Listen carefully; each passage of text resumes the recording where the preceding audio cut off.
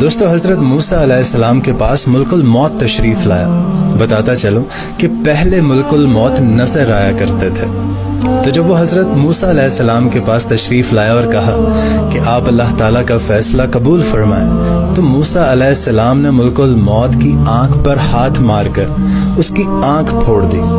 تو ملک الموت اللہ کے پاس واپس گیا اور کہا کہ اے اللہ، تو نے مجھے اپنے ایک بندے کے پاس بھیجا جو مرنا نہیں چاہتا، اس نے میری آنکھ بھی پھوڑ دی ہے۔ اگر آپ کے ہاں اس کی عزت نہ ہوتی تو میں اس پر بہت بھاری پڑتا۔ اللہ تعالیٰ نے اس فرشتے کی آنکھ ٹھیک کر کر اس سے ارشاد فرمایا کہ جاؤ میرے بندے کے پاس واپس جاؤ اور اس سے پوچھو کہ کیا وہ زندگی چاہتا ہے۔ اگر تم زندگی چاہتے ہو تو اپنا ہاتھ بیل کی پشت پر رکھو اور جتنے بال تمہارا ہاتھ ڈھانپ لے، اس ہر ایک بال کے بدلے تم 1 سال زندہ رہو گے۔ تو موسیٰ علیہ السلام نے پوچھا کہ اے میرے رب، پھر اس کے بعد کیا ہوگا؟ تو اللہ تعالیٰ نے ارشاد فرمایا کہ موسیٰ، تمہیں پھر بھی مرنا ہوگا۔ تو موسیٰ علیہ السلام نے کہا کہ یا رب، اگر مجھے 1000 سال بعد بھی موت ہی آنی ہے تو پھر ابھی کیوں نہیں؟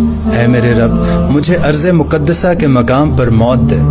ملک الموت نے انہیں ہلکا سا چھوا اور اس کی روح قبض کر لی۔ اس واقعے کے بعد ملک الموت لوگوں سے پوشیدہ آنے لگا۔